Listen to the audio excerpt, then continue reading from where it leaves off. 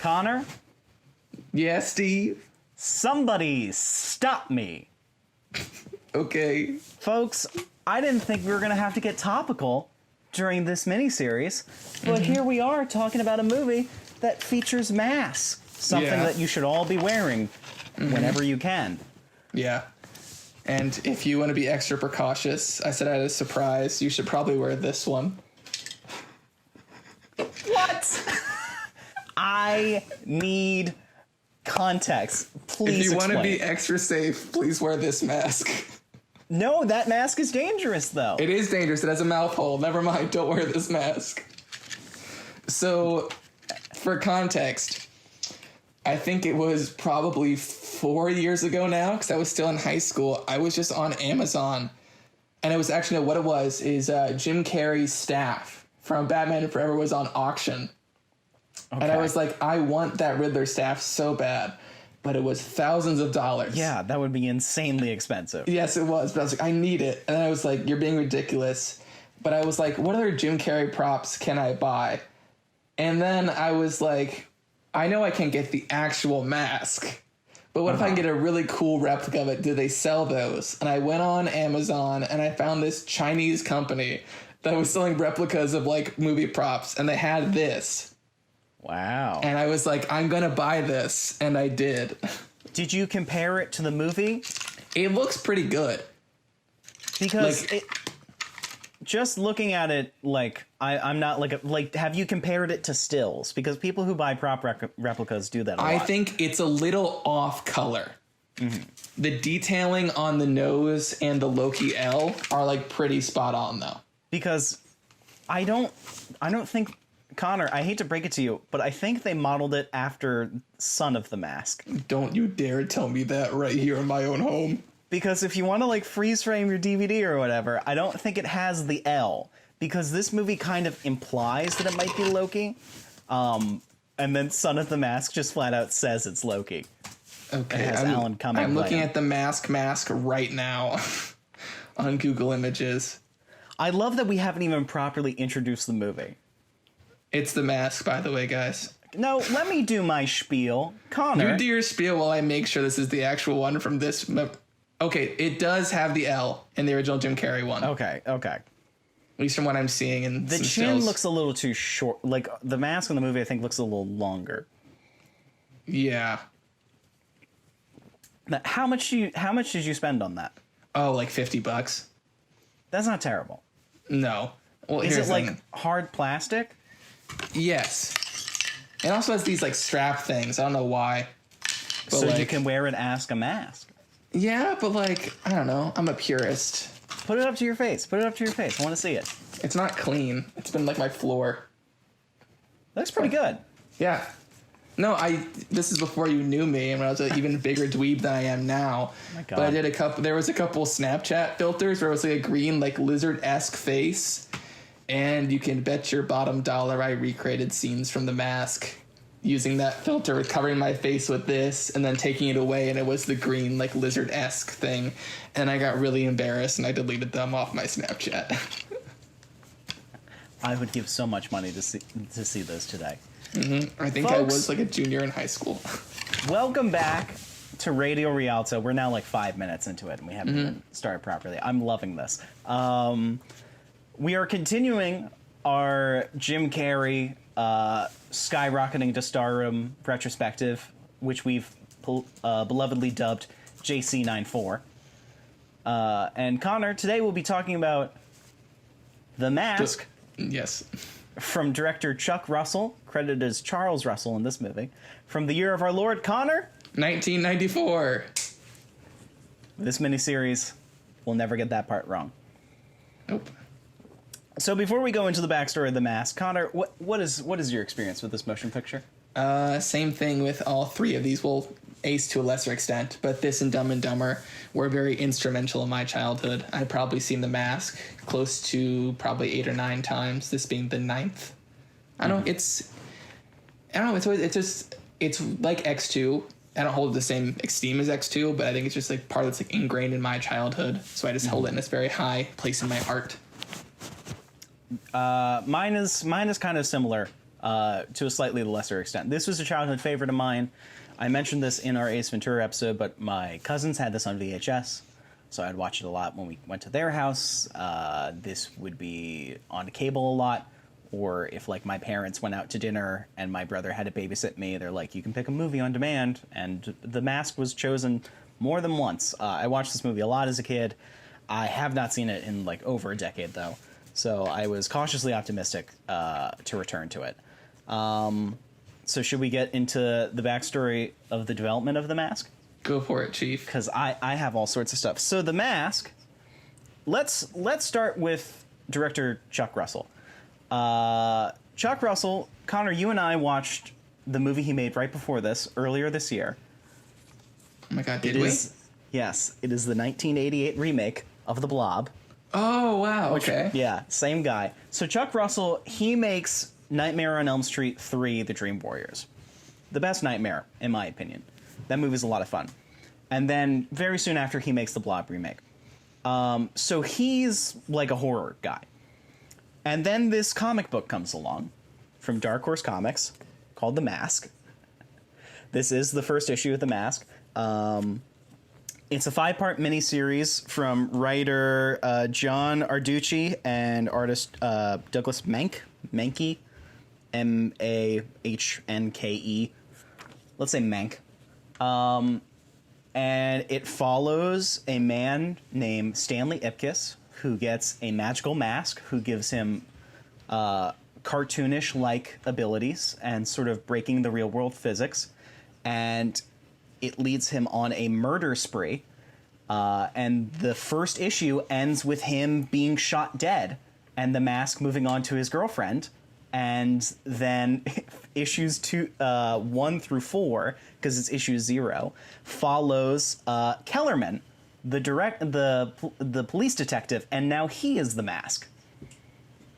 Interesting. The comic is essentially, so the rules of the Mask in the comic are very similar to the movie, except the cartoonish violence that he is able to capture then goes to its natural conclusion, which is a lot of blood and guts and gore and terrible, terrible mass murder and maiming. The Stanley, as portrayed in the comic, is very different than the one we get in the movie.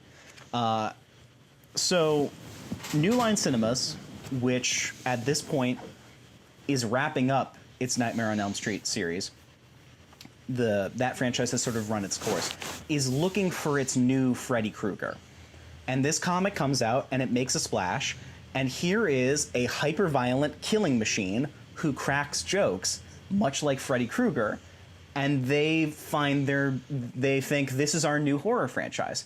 Let's go to Chuck, who made, Dream Warriors for us, and see what he can do for us. And Chuck Russell, who wants to get out of the horror game, wants to expand his oeuvre, looks at this, and he's watching in living color every week, and he's like, I can make this into a comedy. And that guy is perfect. That guy being Jim Carrey. So Chuck Russell takes the risk. It was like, I know you want a new horror franchise, but if we tone this down, if we take the cartoonish elements and make it more of a straight comedy, I think we could have a big hit on our hands. And this is a pre-Ace Ventura being released Jim Carrey, so he was an unproven entity at the box office, and they sort of take a risk, and it works out for them big time. This movie domestically makes over $100 million. It makes around the same that Ace Ventura did domestically, but it like doubles that internationally. And like at the end of its run, it's like over $300 million it's made. So they had the good fortune of a gamble paying off because Ace Ventura hit big just earlier that February. So when this is released at the end of July, they now have a known movie star in this. And he's doing a similar, like, wacky thing that he's doing in the movie that everyone liked. And it's the whole concept of this series. It's just this snowball keeps rolling and rolling until it's an avalanche. So that's, Jim Carrey comes on board. They change a shit ton from the comic. They do take, like, certain scenes, and I only have this first issue. I don't have the following 4 issues from the original run. And there's other scenes, because So The Mask wasn't like one ongoing series. It was like a series of mini-series. Like once a year, they would do 5 issues. So it was The Mask Returns, and The Mask Strikes Back. And there's different elements like organized crime. Like I mentioned, Kellerman is a major player in the series, like he is in the movie, though his character is very different. So they'll take scenes, bits and pieces there, but it's like basically whole cloth, a new story, way toned down. And the creators of the comic basically disowned the movie, and then, you know, the following like animated series, and obviously Son of the Mask, because it's a completely different entity. Basically the whole concept of the mask within the comic is that it brings out everyone's innermost evils, which is something that the movie kind of touches on. It's the way Jim Carrey describes it is like, if you're like a repressive, hopeless romantic, you know, it'll turn you into this wild, crazy love machine. Whereas in actuality, Stanley Ipkiss in the comic is like a despicable, like miserable man who has all these like violent thoughts in his head. And then the mask is this like channel that accentuates that. So the comic is far more cynical. It is like brutally violent. Like I'm not. It's not even in comparison to the Jim Carrey movie. Like it's there's some nasty stuff in this. It's much grimmer. It was originally published in black and white, and then later recolored. And you can. It's been like published and republished a bunch of times. Like it's fairly easy to get your hands on the old runs, and there have like creators every like few years or so that they'll do their spin on it. There was one Mask miniseries that came out like literally like last year. So it's not a major player. Dark Horse at this time was also mainly doing like Alien comics and Predator comics. They were licensing out stuff, and they were using that to bankroll independent creations. Just a few years later, Hellboy would debut for them, and that's probably their biggest like original character. So yeah, that's pretty much the backstory, and then the movie was a big fucking hit, and then 11 years later we got a dog shit sequel, which I also watched a lot as a kid. I was gonna make a joke where I was like, okay, we watched Son of the Mask, right? We're talking about Son of the Mask. Yes, this is now a Jamie Kennedy miniseries. It's a JK05. JK05, that's a good one too. You're about to get experienced. Experienced. That's post Scream too. Post Scream, Jamie. Yeah. So, Connor, thoughts on The Mask? Returning to it. When was the last time you watched it? The last time I watched it, I think was pre-college, so it's at least been 3 years. Oh, it's at least pre-letterboxed. So, yeah, I think it's at least 3 years. I can actually probably check, because I actually do write down every time I watch like a movie for the past like 4 years. Because I have not watched this probably since I was in elementary school, like maybe middle school. Oh, it's been at least 3 years. Yeah, at least. It's been at least a decade. Excuse me, God, at least a decade for me. Wow. Now you're going like into basic overall thoughts now? Yeah, why not? I don't think it holds up as well as I remembered. Mm-hmm. I still like it quite a bit, but I realize like how kind of shallow this movie is now. Mm-hmm. Where I finished it and I was like, The Mask, that's a fun movie. And then I just stopped thinking about it like 5 seconds later. Yeah, this movie's fine. Yeah, it's like totally fine. I have a lot of positives, but I don't have a lot of like active negatives, and I don't have like a lot of like beaming positives. There was like one thing that made me laugh really hard, and then a couple things that made me smile, and a couple things where it's just like, this is kind of standard Hollywood fare in a way that I wasn't expecting. I wish there was more Mask stuff. It's lacking in like there's a big chunk in the middle where there's not a lot of stuff with the Mask. No. But overall, I think it's crazy. I mean, I think it's a very efficient screenplay. Mm-hmm. There are things that are set up in Act 1 that pay off in Act 3. I mean, so rarely do we even get that now. So it was nice. You know, like a lot of thought and effort. Like the thing holds together. It's just not, like you were saying, it's just kind of shallow. Yeah. Here's the thing. Like the entire time I was watching this, because right now we're in a time where we really miss going to the movies. I'm like, this thing probably plays so well in a theater. I'm sure. It probably plays amazingly well in a theater. And I'm trying to think about it because, like, based on the age I watched it, like, this might be the first time I'm even watching it in widescreen. Because I'm mostly watching it on, like, old TVs and on VHS back in the day. Yeah. So this might be the first time that I'm watching it in, like, HD and, like, nice big picture. The colors, like, the lighting, like, there's a lot of neons in it, which I really appreciate. This movie reminded me a lot of the Burton and Schumacher Batmans. Yeah, I can definitely see that. Which is ironic that. because just the next year he's in Batman Forever. Yes. Cinematic landmark Batman Forever. Yes. Like similarly in tone, I feel like was in one of the X-Men's that we were talking about the aftermath of the first Burton Batman, where instead of people making more comic book movies, instead they made movies based on like the Shadow and like the Spirit and the Phantom. Yeah. But The Mask actually, it is based on a comic book, and it's like a similar style from a production standpoint, from a production design standpoint. A lot of noir influence, excuse me, et cetera, et cetera. And I think it does it much more successfully than some of the other sort of Batman imitators. And I think it helps that the source material is so different but has similar roots. No, as I was watching this, I realized I've always kind of had this problem, but as a kid, I didn't really think about it as much. Even like 3 years ago, I was like, this is apparent, but it doesn't bother me. Mm-hmm. I don't like anyone in this movie except for Milo and Stanley, and I barely like Stanley. Yeah, I don't like Stanley that much. I don't think Stanley... I mean, here's the thing. It's... he's not like an outwardly bad person the way that Ace Ventura is. But it's that... Because we live in an era where, like, the guy who considers himself to be a nice guy, like, he sends, like, fucking nice guys finish last to the advice column. And I'm like, in today's age, you would just be, like, a Reddit incel. No, I wrote in my talking points. They keep telling me Stanley's a nice guy. He's not really.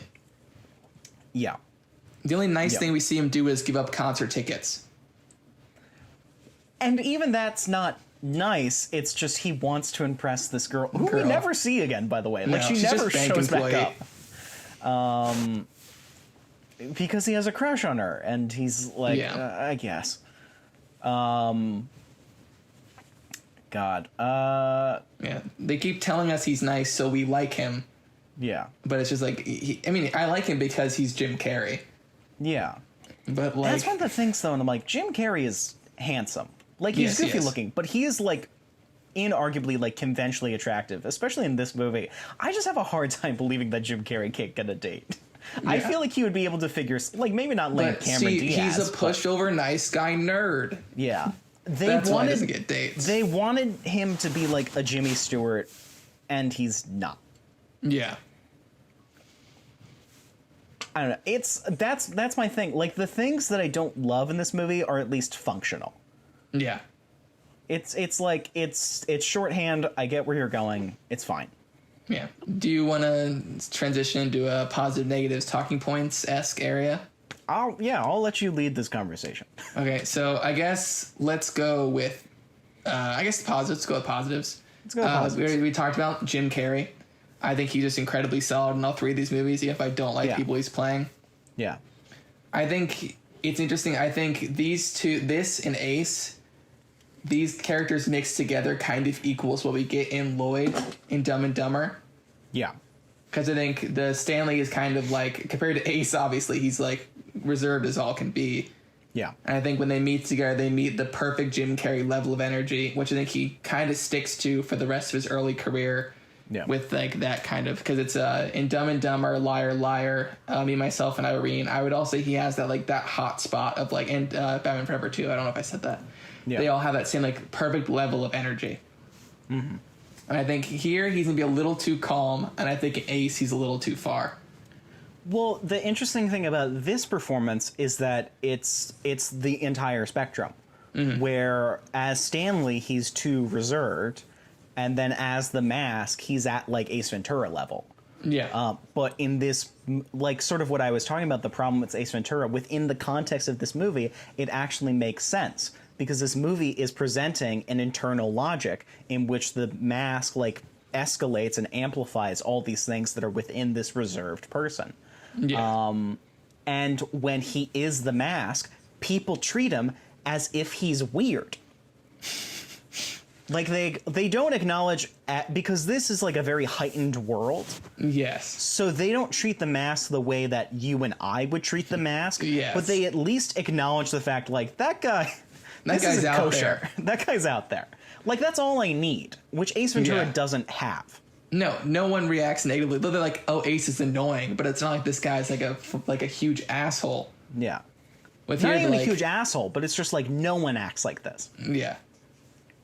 And then a lot of the mask effects look still pretty good. They're very like 90s, with the exception of like the whirlwind and like when Milo has the mask. It looks pretty good when he's like doing shit. It doesn't look terrible. I think it helps that they're going for a more cartoonish thing. Yeah. Whereas just like people will continue to point at Jurassic Park and they say the CGI in Jurassic Park holds up. 90% of the times it absolutely does not. I'm sorry, your childhood is blinding you. A good chunk of the dinosaurs in Jurassic Park do not look good, and that's okay. That movie is almost 30 years old. Like, you can just admit it. This movie, which is only comes out the year after Jurassic Park, it's not supposed to look photorealistic. No. You're already extending your disbelief. So I was actually impressed by how good it did look, but I did not need it to look amazing. I was willing to accept the technical limitations. But like you were saying, for the time, I actually still think it's very impressive. No, Ollie, the thing that I was impressed by the most was the clock. Yeah, the jumping clock. I was thinking about the clock. They had a nice sheen to it. Yeah, it looked good. I was very impressed by that clock. I think it helps because, like, in this time of computer-generated imagery, they couldn't get textures right a lot of the times, especially organic things. So the clock, which is metal and glass, like lends itself to that better. It's sort of like that early Pixar short Tin Toy? Yeah. That's one of the reasons, like, and the same thing with Toy Story, they wanted to do things that are made like metal and plastic because it lended itself to the limitations of the time. Yeah. Yeah, the only thing that I didn't love was when he turns into the wolf head. Yeah, the wolf Tex looks Avery kinda wolf head. off. And I'm just like, that really doesn't look No. great at all. Milo looked okay. I forgot that they did the dog putting on the mask thing, because that's something that Son of the Mask leans into hard. Yeah. Excuse me. The thing is, that's also my positives. I like Milo in the Mask quite a bit. It's all you forgot it, because that's a moment since I was a kid I actually look forward to. Well, that's the thing. Like, when I was like a young kid, like when Son of the Mask came out, I would watch the two pretty interchangeably, and then when I got a little bit older, like, stuck with pretty much just the first one.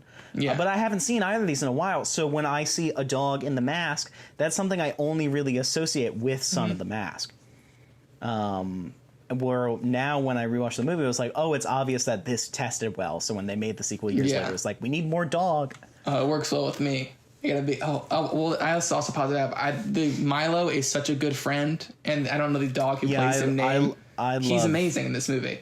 It's a very good dog performance. Yeah, he's great. And that's the thing in like a Hollywood movie, especially one that's like sort of family leaning, where like they might milk the dog too much, and I think they milk Milo like just enough. Yeah. The bit where he tells the jail cell to go get the keys and he picks up the cheese.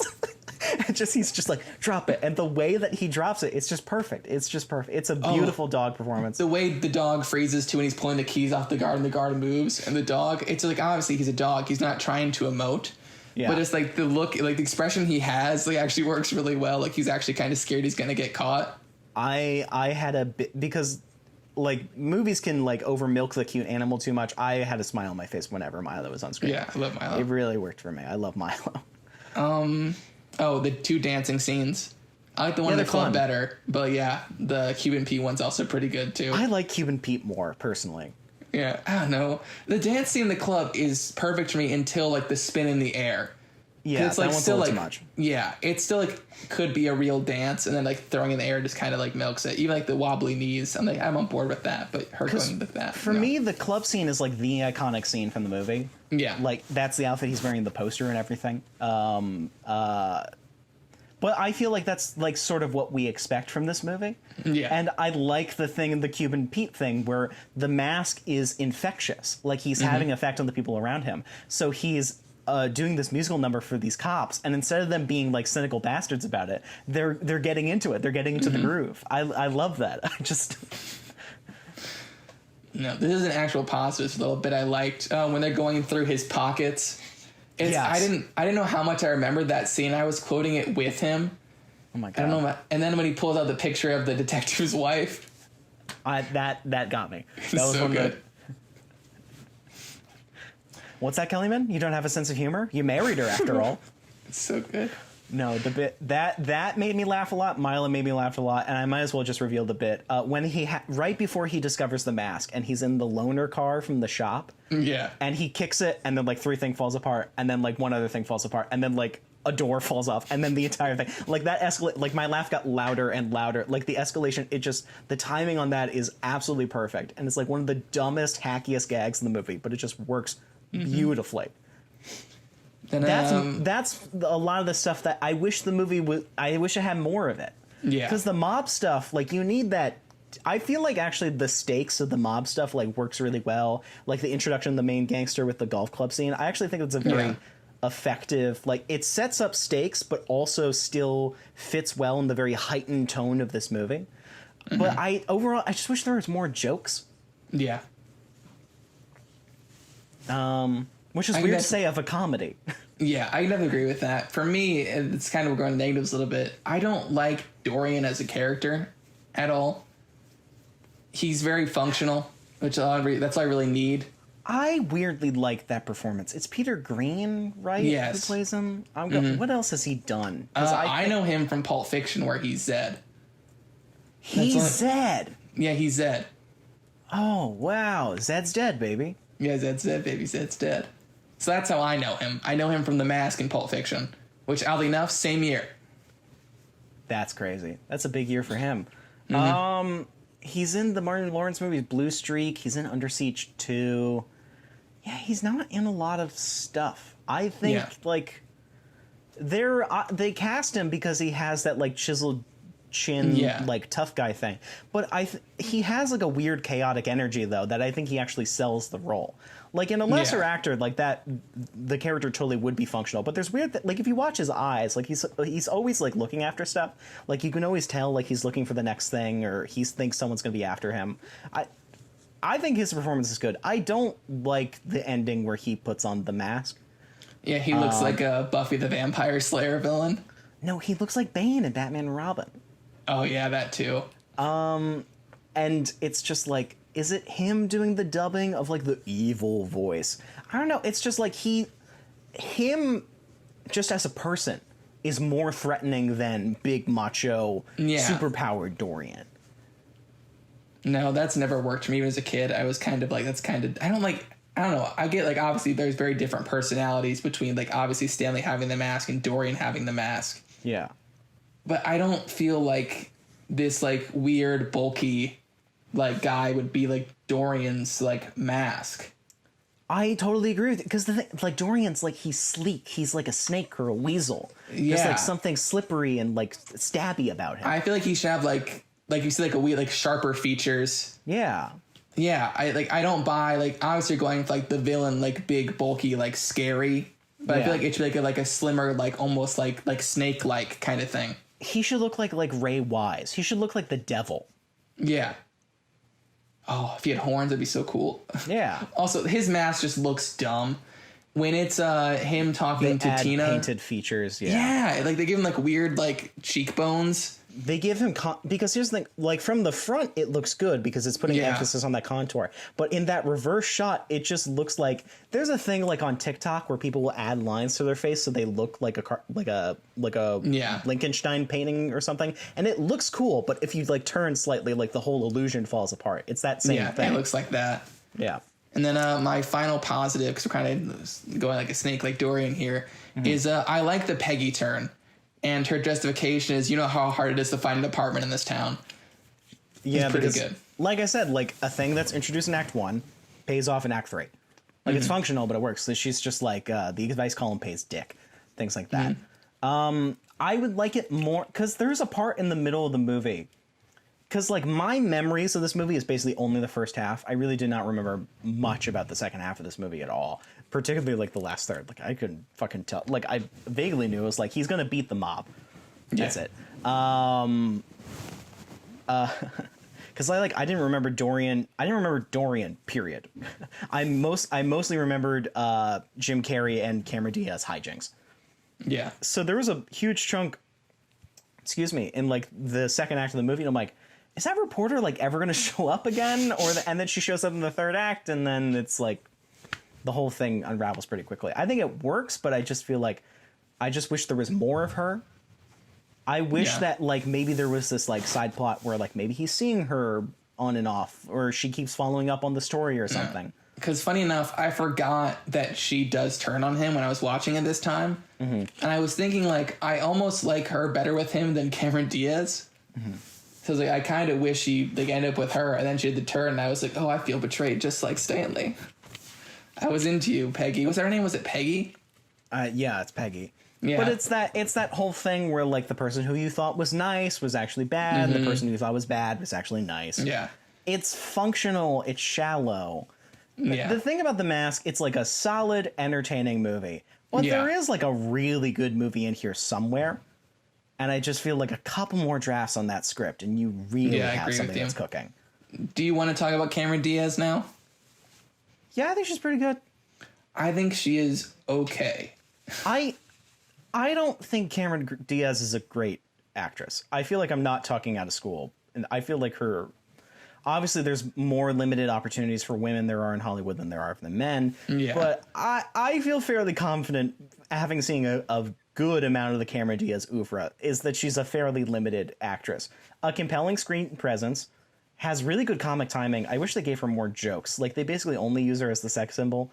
And I think she has proven herself to be a very talented comedic force later. I feel like she like has an energy though. I feel like this could have just been like the object of the movie, but I feel like she does have an inner life that is not given to her via the character. I feel like she brings that. See, I don't quite get that from her. I don't think she like quite gets there. Oh my gosh. I don't think she quite gets there for me. My brain just like short circuited there. It's me projecting a lot onto the character because I know Cameron Diaz is capable of more, and I think any problems that I have with this character is on a script level. Yeah. No, for me, I think like she's a side effect of the movie being shallow. I think Tina's just very shallow as a character. I think she does exist mainly as like, especially how she's introduced. She's introduced as eye candy for the first like 2/3 she's on screen. To like a ridiculous extent. To like not even like comedic in the way the movie is trying to be comedic, in like a meta comedic way. Yes. I think once she actually shows up at the jail, she gets a little bit of like something, but that's about it. Yeah. I don't think she's a great actress, but she's a good actress. She's, and she's given fairly limited material, and I think she adds to it. I feel like that speaks more to her than it does, to whatever. I can't quite get there though with her for some reason. I feel like she's functional. Like, that's my thing in this movie. Like, things that I don't love at least work. Yeah. There are better solutions to these problems, but I feel like there is nothing in this movie that's like an abject failure. Yeah, no. It works. Like, we both gave it a 3.5. Yeah. It is a good movie. I will say that for sure. Yeah. Just there's little parts I don't think are strong. Like I said, I don't really love anybody except for I love Milo the most. Milo's the star of the movie for me. It's hard not to love Milo. Yeah. And then I love Jim Carrey. Obviously, because he's Jim Carrey, and that's my negatives too wrapped up. It's just like her, Dorian, and how shallow the movie is. Like my big three like negatives against the movie. Yeah, I really like how lean this movie is. It's like a crisp 100 minutes. But I do wish like certain things were more developed. I feel like my main problem is that second act where like Stanley's just in a prison cell for a lot of chunk of it. And there's like good jokes in there. Like Jim Carrey delivers a lot of stuff. But the way that the plot is sort of shifting, it feels like there's this moment of stagnation. And I want things to elevate. I feel Yeah. like if you were to shift that around and have, Stanley be on the run from the law this entire time, and that way he also keeps the mask, and it's him trying to stop Dorian. Dorian can still have his plot, but he's Dorian. Yeah. Which, as we said, Dorian feels more threatening as his real self than he does when he has the almighty magical mask. Yeah. Which is kind of a problem. It'd be stronger if he keeps the mask, and then at the end he realizes he doesn't need the mask to defeat Dorian, and you get the same message across. Yeah, exactly. Yeah. And then talking points. Sadly, that fictional Oscar is probably the only one Jim Carrey's going to win. Just a big old bummer town. But he might win an Emmy. People like that Showtime show he has. Hope so. No, we'll talk about it during Dumb and Dumber time. But I was in high school, I believe, and I stumbled upon a list, and it was like the 5 times Jim Carrey should have been nominated for Oscar and the 1 time he should have won. Mm-hmm. The Mask was not on that list. But number 1 was Dumb and Dumber, and it was the time he should have won. Which is disagree. It's a very interesting choice, especially when you look at who won in 1994, which I forget who that was. But God, who did win in 94? Let me look. It'd be the 95 Oscars, technically. The 95 Oscars. And then could you also look for the 99 Oscars? Yeah. What was that for? Truman Show. Truman Show? That would be my pick. That was his, well, not Meltdown. It was a performance art piece at the MTV Movie Awards. Yeah. So 95, the lead actor went to Tom Hanks for Forrest Gump.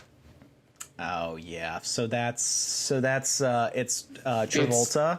It's Tom Hanks, Morgan Freeman for Shawshank, Nigel Fiennes? Hawthorne for The Madness of King George, Okay. Paul Newman for Nobody's Fool, and John Travolta for Pulp Fiction. Yeah. I have not seen 3 of these 5 movies, so I can't really speak to The who Madness should King replace. George is based on a play, and I think it was the actor who originated it in the play, bringing it to the screen. Paul Newman had already won his Oscar by that point. That was sort of like that was a legacy nom. Yeah. And Forrest Gump was like undeniable. It was like an undeniable Yeah. sort of. And obviously, I'm not going to put him in over Travolta. I mean, Travolta's fine in Pulp Fiction. I'm not a big Pulp Fiction person. Yeah, I know. We're very differing levels of Pulp Fiction people. Travolta, I feel like his nomination is just like, hey, Travolta, you're doing good again. Yeah, you're bad. Because there was a moment, like when Saturday Night Fever came out, people were like, this might be our new Brando. And then within like 5 years, that was utterly And squandered. then Staying Alive happened. Yeah, he completely squandered it. Yeah. Wow. because Thinking even of like- John Travolta as the new Brando, it's a very weird thought in my head. Have you seen Saturday Night Fever? I have not. If you were to watch Saturday Night Fever and you didn't know who John Travolta was, you might think that he's fucking incredible in that movie. Like, that is like an undeniable. It wasn't his true debut, but for the sake of like cultural relevance, like it's an undeniable debut No, performance. I'll have to check it out. And even his, we're going on a weird Travolta tangent. Yeah, and we I'm are. fine with it. I feel like we're mostly done with our mass talk. This Let's is a just very get crisp tangenty. episode. It's 38 minutes so far, so we're doing good. Even in his stuff that he was like critically praised for, like Brian De Palma's Blowout, like nobody fucking saw it. It didn't do well. So like when he was getting these like good sort of like in the pocket performances, nobody saw it. And then the things that people did see was like utter trash. It's like he did another movie with Olivia Newton-John, which the title of I can't even remember. It's like Just the Two of Us or whatever. And then like things like Staying Alive, and like throughout the 80s his career was just like completely squandered and like wanderlust until You wanted me to check the 99 Oscars, right? For the 99 Oscars. So 99, that was Roberto Benigni for Life is Beautiful 1. Okay. But it was Roberto Benigni, Tom Hanks for Private Ryan, Ian McKellen for Gods and Monsters, Nick Okay. Nolte for Affliction, and Edward Norton for American History X. That's a really good slate of nominees. Here's the, I don't know, have you seen God and Monsters? I know you think that movie's boring. But the thing was, like, McKellen was not in a lot of movies at that point. Because he had No. mostly come from stage. So it was like the Oscars was like, this is our first really opportunity to like acknowledge Ian McKellen. Like, Yeah. I think his Richard III movie came out like a little bit before, but I don't think got any noms. See, So I forgot that Ed Harris got the nom for Truman Show. he did get it's a very deserving nom. He probably It should. is. Who won that year for supporting actor? James Coburn for Affliction. Coburn was a legend even then. Supporting actors is always tough. I haven't seen Affliction, so I can't comment on it. That's a good slate of nominees for lead actor, though. It is. Because lead actor sometimes is a fairly lean, like, rough category. Excuse me, God. But that's like a... I mean, I think we as a culture need to re-examine Life is Beautiful, probably. I've never seen it, but I know why we should re-examine it. But the one time I saw it years ago, I mean, it worked in a similar way that I actually think Forrest Gump works. I like Forrest Gump more than most people do.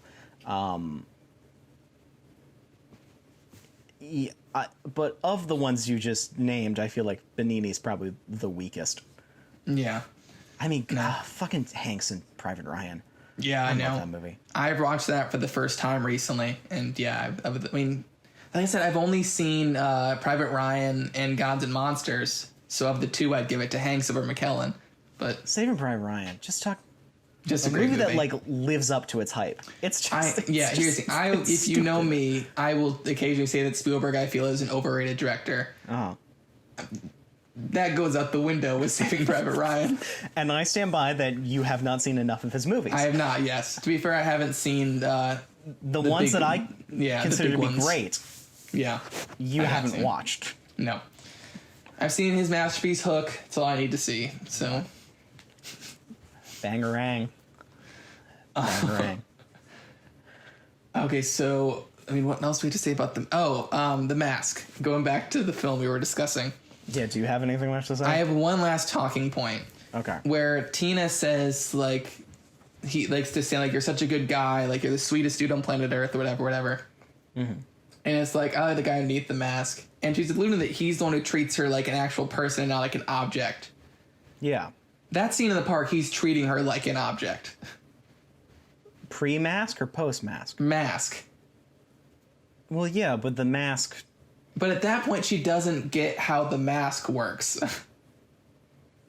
No, well, here's the thing. I feel like we could probably treat the mask as a separate entity. Because the Ben Stein thing on the news, like, he's implying, like, it's your id.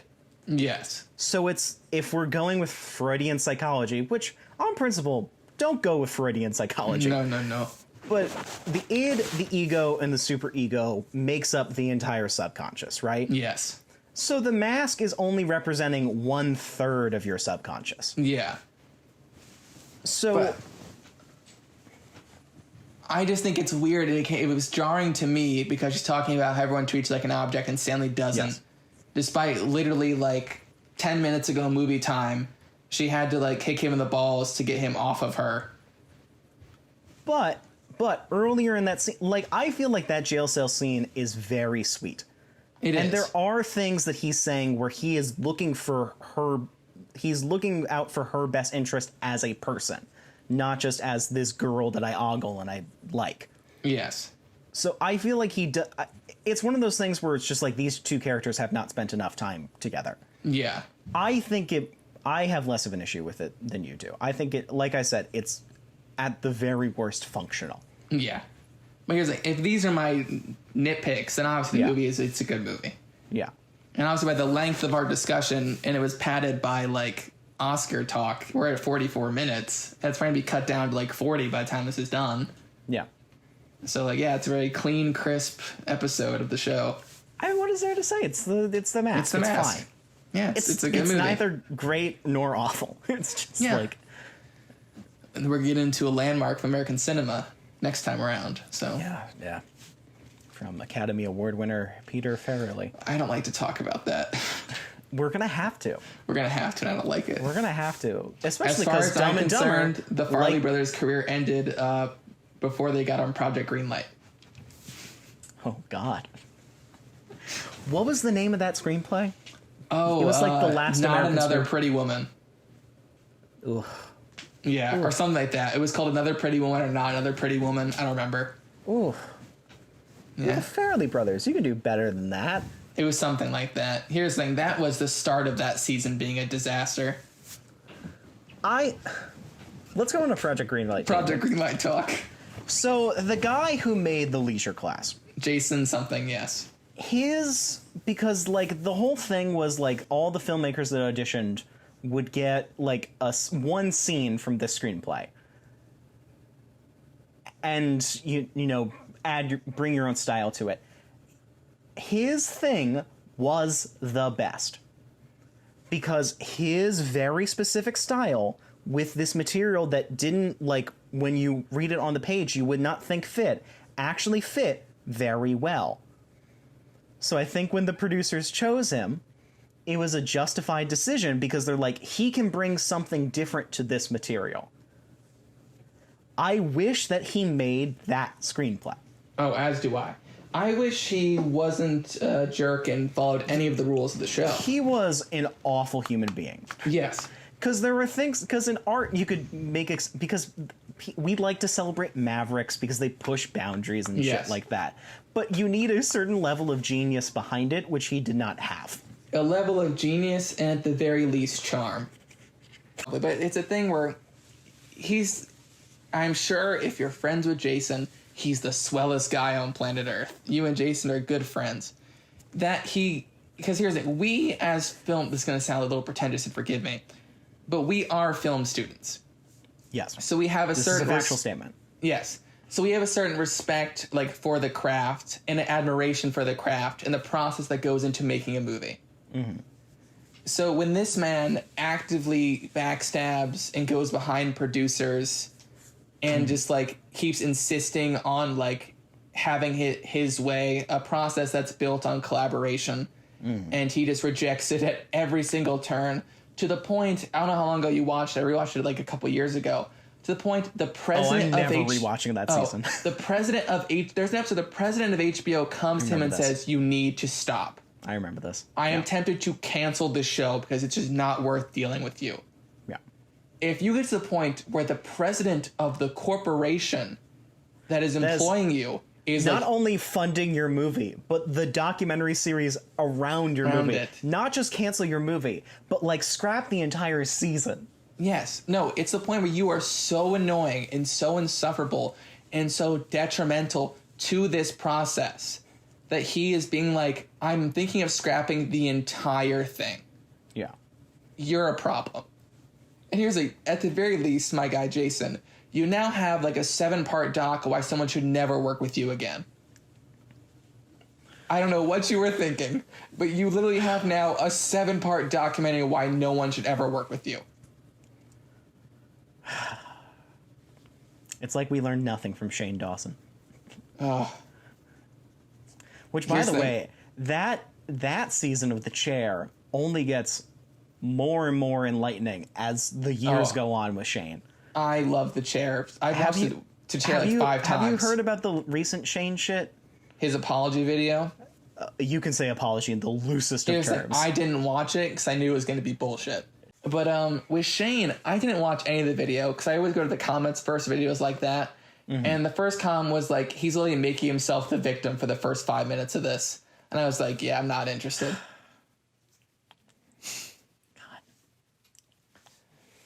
God. Did you watch the video? No, I only saw the Twitter reactions because they happened like the same day. Well, he said in his video, like, I was inspired by Jenna to do this. Ugh. I was like, yeah, my guy. No, because I've never liked Shane Dawson. I didn't like Shane Dawson even before The Chair. Like, I never liked his YouTube videos. And I don't mean to say, like, I was right all along, but, like, I'm just putting it in a context to say I've never had a tolerance for him. Yes. So, like, when he does some, like, uber bullshit, it's just like, I don't even care. Yeah. I look back at it now and I'm very embarrassed by it, but I was a Shane Dawson kid back in the day. Yeah.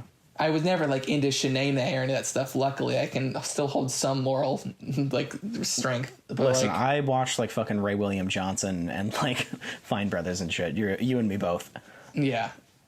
But, like, when I watched The Chair, I had my review of Not Cool, I Say This. Like, the first time I watched the show, like, I was an active Shane Dawson boy. And I was, like, Team Shane all the way. Of the 4 times I've since rewatched The Chair. Yeah, the 4 times I rewatched The Chair, I'm like, I hate him more and more each time. where I am Team Anna 1,000%. But Yeah, even she does stuff that's like not yeah, great. no, I wish we got a second season of The Chair so bad. It didn't do well. It didn't at do all. well. No, they talked about the second season. If they did it, it would have to be like D-level celebrities who were getting a chance to direct. There has to be like a little more name recognition than Shane. Yeah. And that would in terms of like the box, because like the way they chose that the person was only box office, which It was box office in the survey. It was the survey too, but it was mainly box office. Yeah. And just by default, Shane made more money because he had like 6 screenings in LA, and he has a bunch of fans in LA, and he was at the screenings and shit. Mm-hmm. I mean, I understand like show business is a business, so the main moniker being monetary, but like when you have someone who's like a built-in audience, it's putting the movie. And here's the thing: Hollidaysburg is not even that good of a movie. It's like totally fine. It has like 2 good scenes. I think Not Cool is a better movie than Hollidaysburg. I utterly disagree with you. It's like a very there's no performance I connect to in Hollidaysburg. I think Sharon Millie, who plays Tori, is actually genuinely great in that movie. No, I agree with you. I thought that from the very beginning as well. Yeah, no, the most recent rewatch, it's apparent. Like she is, that movie's garbage, but she is like a guiding light in it enough for me to like actually think it's a watchable movie. Hollidaysburg, I'm bored out of my mind the entire time. I like their producer friend who plays the older brother. I think that's a good. He's the guy with the pie monologue. Oh yes. I love the pie monologue.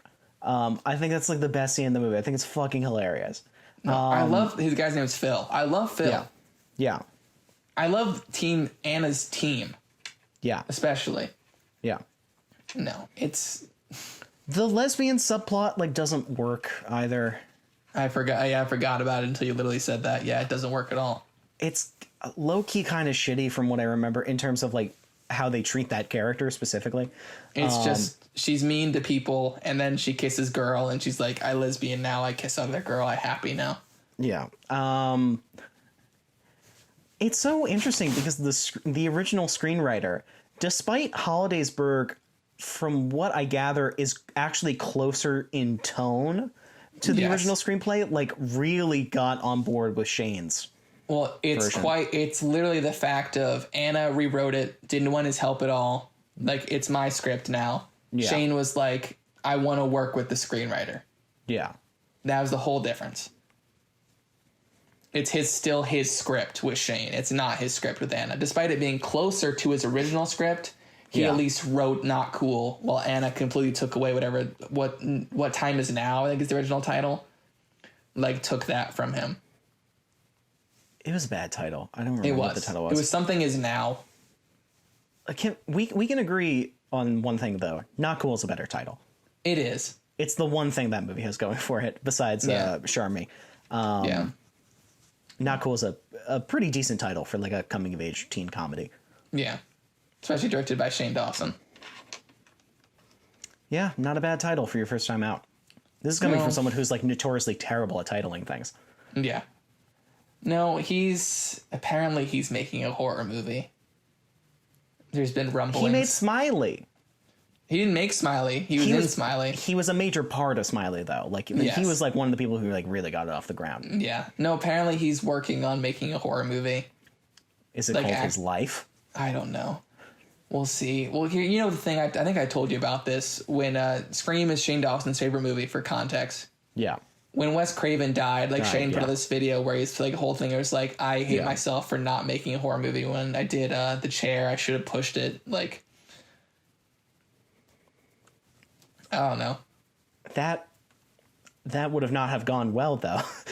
That would not have worked out in his favor. It would. Well, I think it would have. Here's Shane Dawson fans will still vote for the Shane Dawson movie. There was the thing where they had the statistics for The Chair when they talked about the survey. Yeah. Where it was a 66, I believe, % of the responses got turned down because it was just Shane's fans like flooding it. Yeah. Because you had to know questions about both movies. Yeah. And I bet you there was fans like on Reddit who were like, these are the answers for the Hollidaysburg thing. Like, vote for Shane. Yeah. I'm sure. But I think regardless, because Shane was going to win no matter what. I didn't think that was gonna. Yeah, I honestly the D-list celebrity idea is not bad. No. Like, give two actors, who used to be on a big TV series or whatever, it's their directorial debut. If they have like sort of equal levels of fame, and also it's not the same as like a YouTube stardom where they have like an active, like almost like cult like fan base. Yeah. I'm trying to think of like who you would put in that kind of thing. Like a Lou Diamond Phillips. Lou Diamond Phillips, interesting. Basically, I was thinking like a younger like Lucy Hale-esque figure. No, like anyone that you would have on like a Dancing with the Stars. Yeah. Of a certain caliber, Yes. But like that level of celebrity. Enough where people will turn into a show to watch them do something. Yeah. I mean, that's the whole point of like the Dancing with the Stars and like Worst Cooks of America Celebrity Edition or the Celebrity Apprentice. I watched that Worst Cooks in America Celebrity Edition because Tanya Harding was on it. Lou Diamond Phillips was on it. I think he won. I think he won one season. Give Tanya Harding her directorial debut. I'd watch the shit out of that. I would love that. I've shared you the Tanya Harding whale tweet, right? Yeah, I think so. It's the finest piece of... I would give that one... The article that's associated with it is also very good, but I would give that one tweet the Pulitzer. Ladies and gentlemen, thank you for joining us on this very succinct episode, surprisingly, of Radio Rialto. Connor, we're almost done. We are. We got Dumb and Dumberer. No, Dumb and Dumber. Jeez. We just started and we're already at the finish line. Boy. Guys, do we have a surprise for you come our next retrospective, which we'll announce next time. Connor? Yes, Steve. Join us again next time when we're talking about Academy Award winner Peter Farrelly's, and then also the other Farrelly brother. Bobby. Masterpiece, probably. It is their masterpiece. I like Kingpin, but I can't think of another movie of theirs that's better.